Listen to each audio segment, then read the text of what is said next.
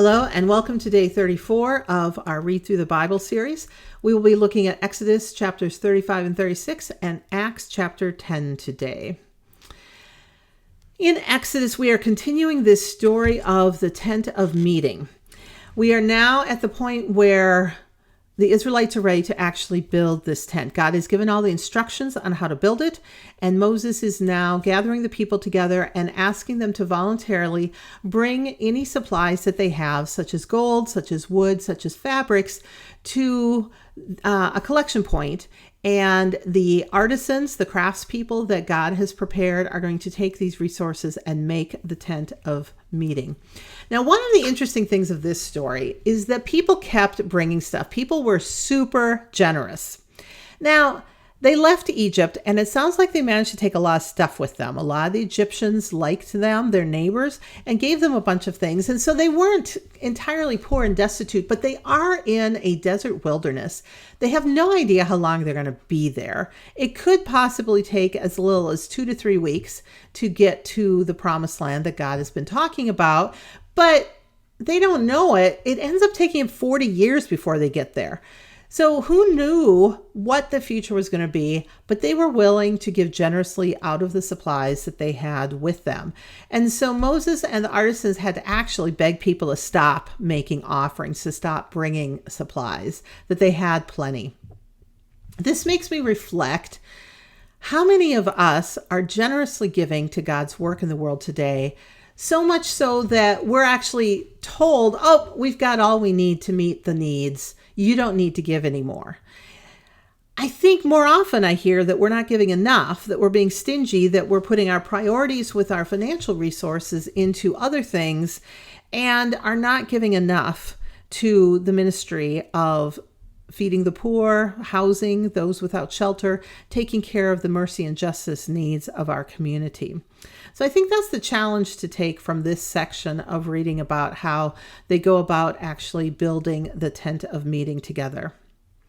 As we move into Acts chapter 10, in chapter 8 we talked about this welcome that Philip gave to a person who was a eunuch, a sexual minority, and how they were fully welcomed into the church and baptized on the spot.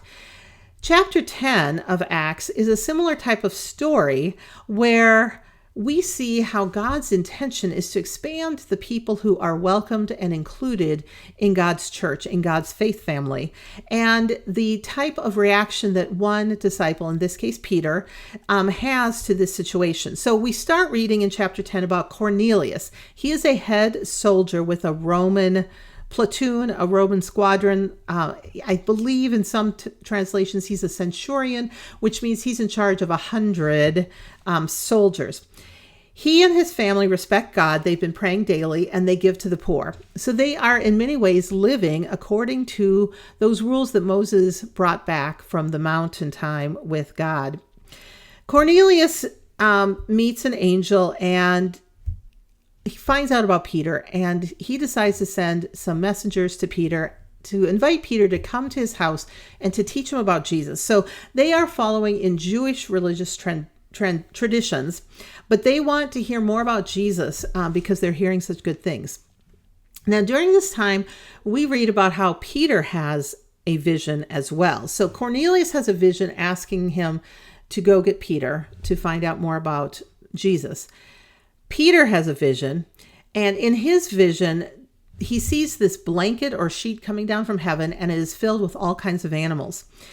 Now, this kind of sounds a little bit like Noah's Ark to us, but to Peter, the first thing he knows is that some of these animals are unclean, meaning they cannot be eaten according to the Jewish dietary laws, what we would call the kosher dietary restrictions. And Peter hears a voice saying, "Kill and eat," about all of these animals that he sees in his vision. And this is repeated 3 times for Peter. Now, Peter is processing all of this, trying to figure out just exactly what this vision means when he gets this notice to go and visit Cornelius. And Peter immediately knows he's a Roman military leader, which means he has an unclean house. Not only are there kosher dietary laws, but there's a whole bunch of rules and regulations and traditions in the Jewish faith about how to keep one's home clean in order to stay right with God and holy enough to be able to go worship at the temple on a regular basis. God showed through his vision to Peter that not only are all foods clean, anything that God has made is clean and can be eaten, but it is also clear to Peter that he can visit and eat with Cornelius in Cornelius's house, and Cornelius is welcome to God. That God's love involves more people from more nations, from more traditions, and that the rules of Moses are perhaps not the primary important issue here, but rather that God's inclusive love includes everyone. In verse 35, Peter says that God accepts people of all nations and that God has no favor for one nation over another. So Peter goes ahead and tells the story of Jesus. Cornelius and his entire household joined the church as believers. I think the reflection for us to consider today is, are all really welcome in our churches? Are we actually going, as Peter did, to people's homes, to the places that people are gathering, sharing our faith with them in such a way that they come to know Jesus and decide that they want to be part of the way of Jesus and part of God's kingdom on earth today? The divisions that we see in our world today are divisions that we have created. They are not divisions that God has created. Whether it's nations, gender, language, culture, we are the ones that are setting people aside, putting them in different boxes and deciding, yes, you can be a pastor. No, you can't. Yes, you can get married. No, you can't. Yes, you're welcome here. No, you have different music. You like to eat different foods. You have different ways of doing things. We're not interested in having you here. I remember one time hearing about a church in North Carolina. It was aging. A lot of its members were in their 70s and 80s, and they were quite concerned that they didn't have any children at their church. And so they were talking to their district superintendent, who is a pastor who oversees a number of churches in the United Methodist denomination. And he's like, well, have you been praying for God to send children to you? And so they started an intentional prayer practice. And eventually their church was full of children. Refugee children from a country in Southeast Asia. Most of them did not speak English when they got to their area with their refugee resettlement project. But the church was full. They now had a translator that stood up, and church was twice as long because everything had to be done in 2 languages.